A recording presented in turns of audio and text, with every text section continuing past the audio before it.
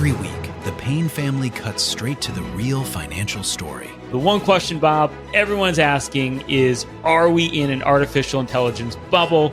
You've been through boom and bust. What do you think? No hype, no myths.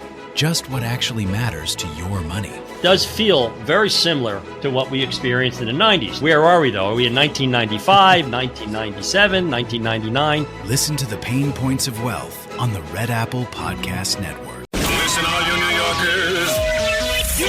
Taxi. Okay, man, we're looking around. This is the 77 WABC minicast.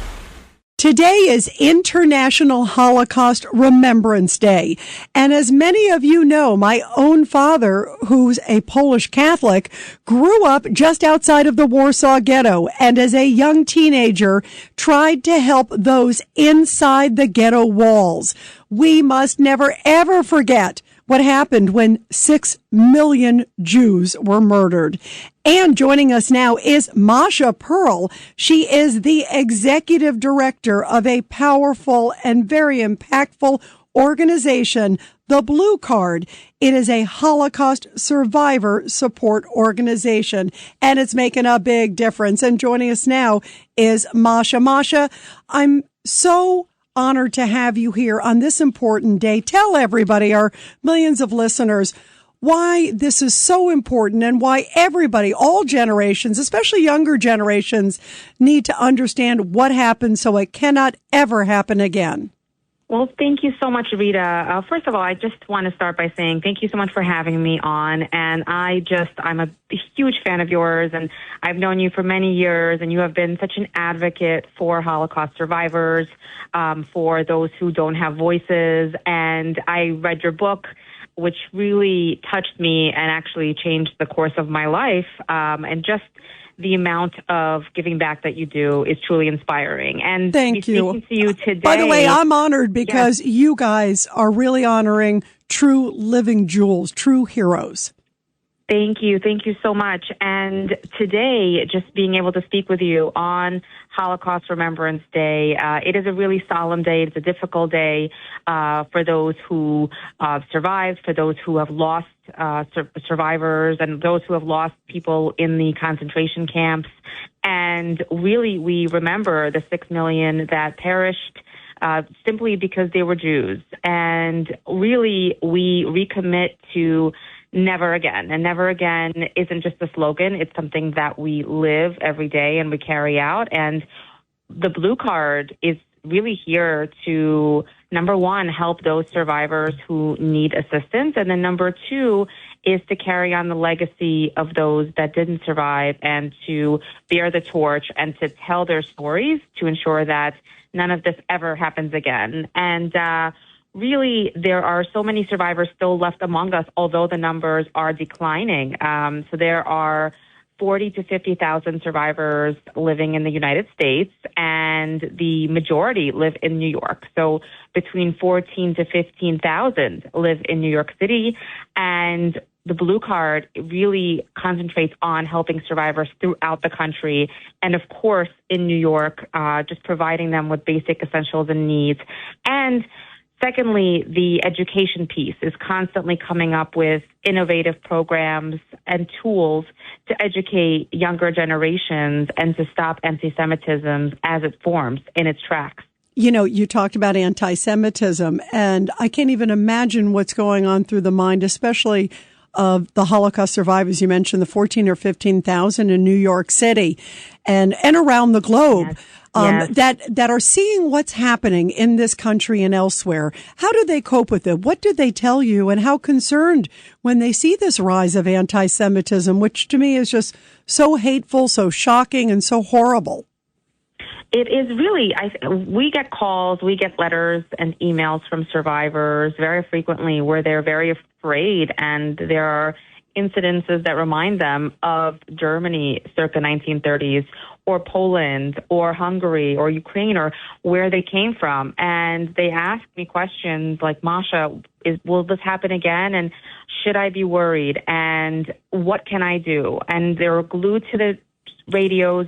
They are watching the news and they're reading the papers.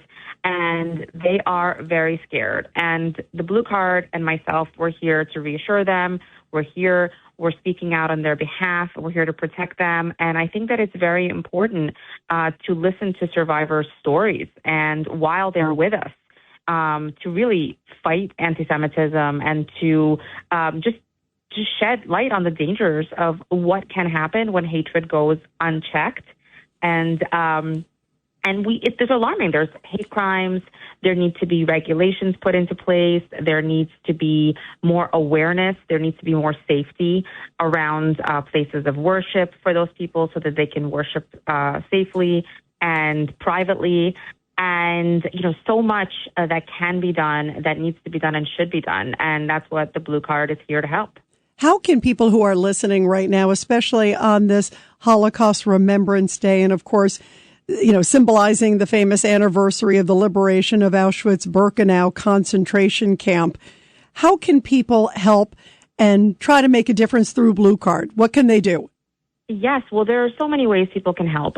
First, there are survivors among us who are struggling to make basic ends meet and who need assistance with dental care, with food, with rent and housing, with transportation and medication. So it's supporting survivors financially, as many survivors live at or below the federal poverty level. And it's just helping them to live out their final years with dignity and just ensure that they can age independently in their homes and they don't have to feel forced to enter an institution such as assisted living or a nursing home, as that symbolizes losing control again.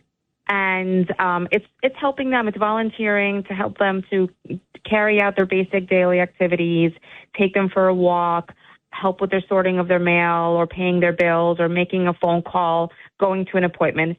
It's also just providing this companionship, because isolation and loneliness are such a silent killer, and it's just something that many survivors struggle with, especially when it's cold and they're being shut in.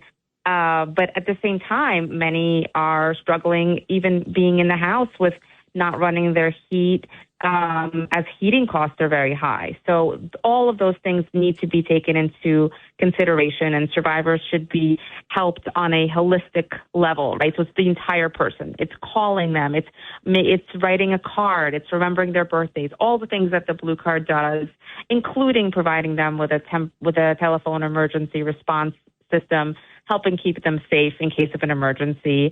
And also it's just retelling their stories, listening to survivors' stories, making sure to attend Holocaust Remembrance Day activities, and, standing up to anti-Semitism whenever something presents itself.